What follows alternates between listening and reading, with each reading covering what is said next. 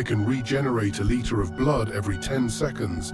My limbs aren't an issue either. I have what can be best understood as a massive healing factor. I've always had it, the healing factor. Ever since I was a kid, I've never scraped my knee, never caught a cold, never had to go to the nurse, and never broken a bone, despite participating in various sports. Everybody initially assumed I had a strong immune system or was simply lucky. I went most of my life believing I was just a lucky guy. When I went in for my vaccinations, the doctors said my skin was unusually thick, and they had to inject me quickly and remove the needle even quicker. I never even got drunk. No matter how many shots I took, I never got even tipsy, nor did I ever vomit. I always attributed that to some sort of immunity. Nothing I smoked in my teens got me anywhere either. I was in a car accident when I was 22. It was bad. I rolled 4 times and ended up crushed between the car that rear-ended me and a tree.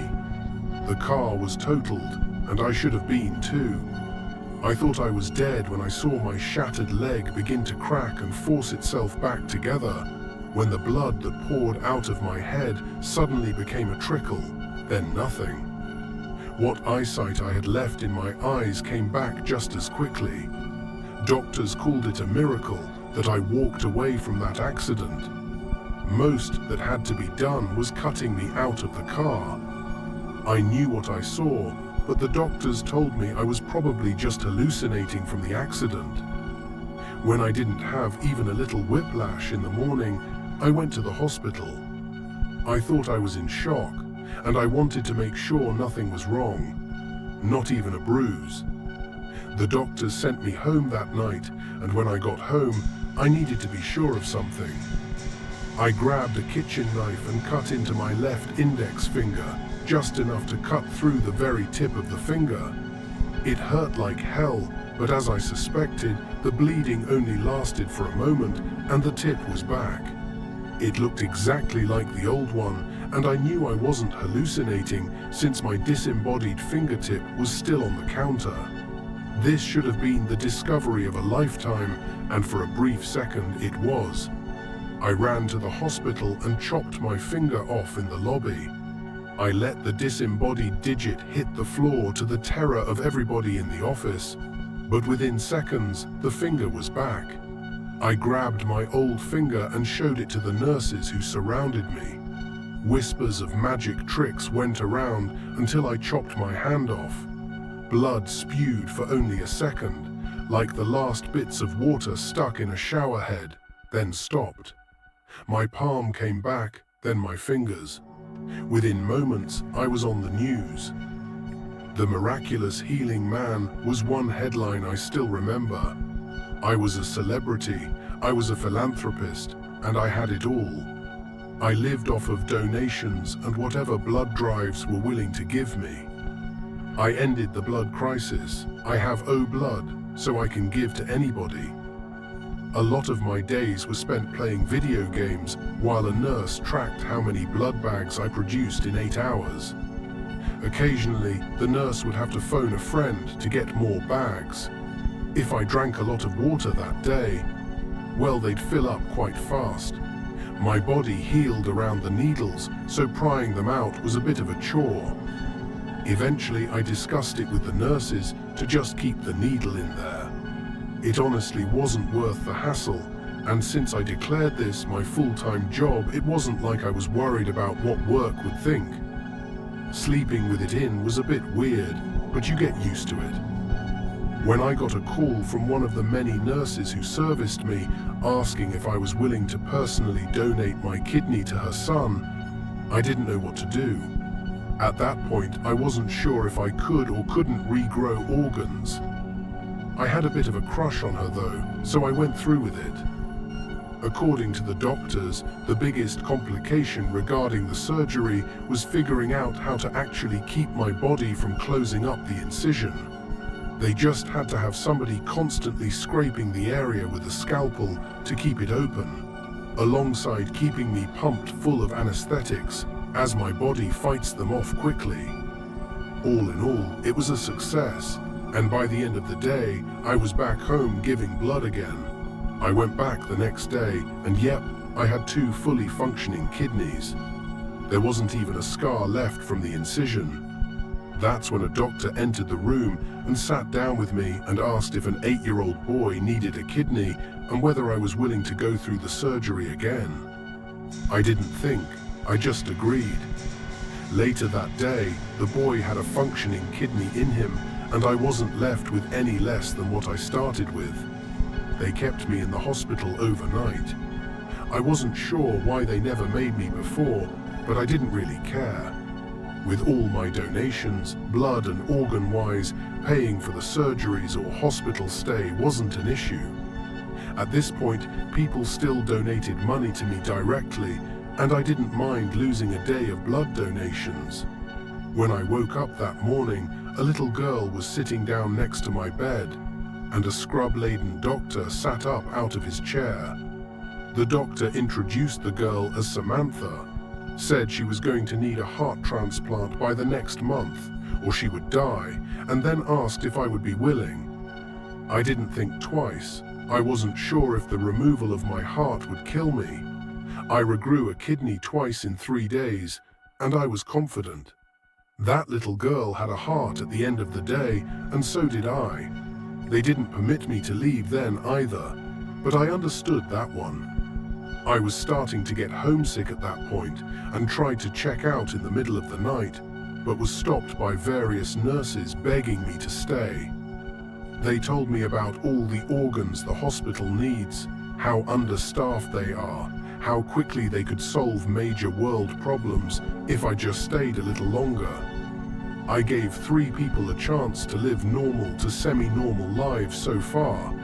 I gave so much blood that at the time I never saw any ads for blood drives, so why stop now? I figured I'd be a hero if I did this. I'd be a legend. I probably already was. I decided to go back to my room on the condition that a nurse gets me takeout and a Red Bull. I had both by the time I showered and made my way back to bed. After I ate, a doctor came in and put a large notebook on my desk. In it was every organ transplant needed in the hospital and how much blood would be needed. He asked if I would be okay to do these surgeries, explaining they would take more organs out per surgery to maximize efficiency, and that they would take my blood during these surgeries too. I looked at the names. Every one of them was a life, a person who would mildly inconvenience me, but in return I'd give them life.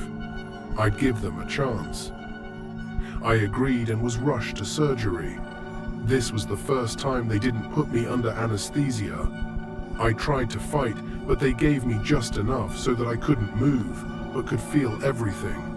The needle in my skin, their hands haphazardly digging through me to collect my organs.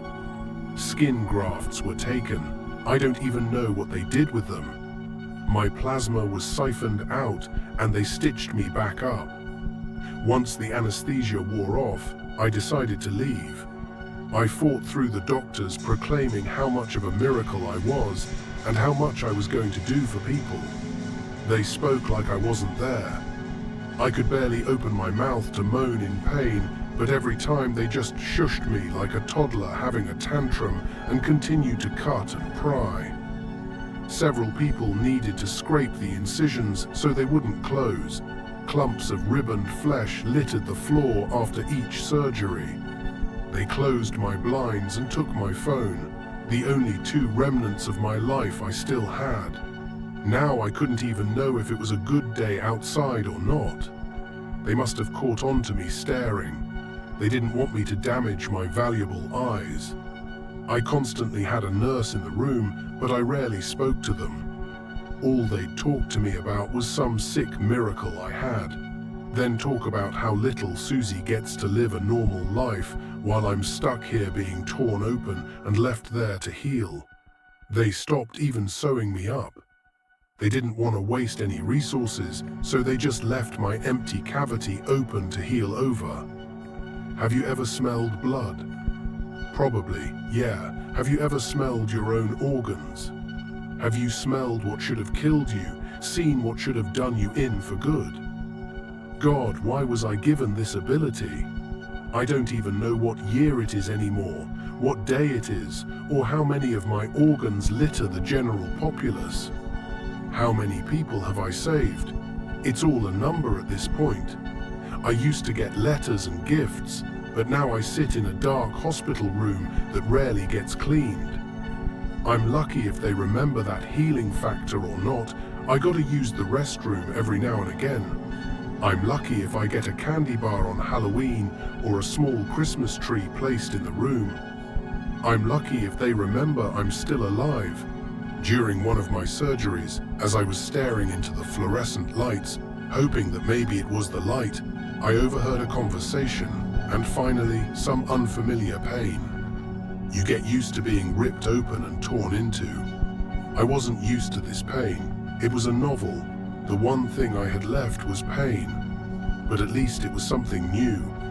I looked down as they began to cut into my leg, tearing it off roughly. A small spurt of blood came out before the wound became a scab, then a lump. Now the other one. Then my arms. I could only look at the doctors as they threw my legs into a freezer. One of the nurses began to speak and asked whether they thought it would really make a difference. Another answered that, as long as they didn't tell people where the organs came from, starving children wouldn't care. At this point, I think I was so jaded that the idea didn't seem strange. I existed as a living organ factory. How much worse is it to be an infinite food source? They started taking my legs at least once a day, my arms twice. I guess my healing factor has limits. My legs take an entire day to grow back when my organs are damaged, and whenever my legs begin to heal, they get cut off again. I don't fully understand my healing factor, but I understand the following. I can't age. I can't get sick or have infections. I don't need to eat much, but it heightens my abilities, and people who get my donations don't get my abilities. I do know a few more limitations. If my entire body is very heavily damaged, my body will focus on the most important organs, like the heart, rather than healing my legs. Without food, healing slows. And now I know of another. I waited until my arms were back to write this, and I'm missing a finger. My other hand is much smaller. It looks like it belongs to a 9-year-old instead of me, however old I am. But it is stuck onto the arm of an adult man. Constant removal and healing must have damaged me. That's why I'm writing this. That's why I'm posting this. I want people to know where the organs are coming from. I want to find a nurse, or somebody who can impersonate one, to shoot me. Right in the head, where you know it will kill. They haven't touched my brain, and it's my one hope for death. It's the one unknown I have. It's the last hope I have. Don't slit my neck, it'll just heal. Nothing along those lines will work. I need to be shot dead, or just shot. I need some closure. Either I'll know that I can't die and I'm stuck like this, or it won't be my issue anymore. Last night, I managed to pickpocket a kind nurse who was willing to get close enough to me to allow me to steal it. I can almost assure you, right now, that when they do eventually figure out I have the phone, they'll find a way to make sure nobody gets close enough for me to steal another. I know I'm selfish. I want to get rid of what could be a life source for millions. I've given so much. I think I deserve just one thing. I don't know if it will even work, but please, somebody shoot me. At the very least, it will let me know there's no way out of this. At the very least, I'll have that bit of closure. So please, if you're a nurse or other medical professional, ask for the man who regrows organs. If they take you to me, please don't hesitate. Shoot me.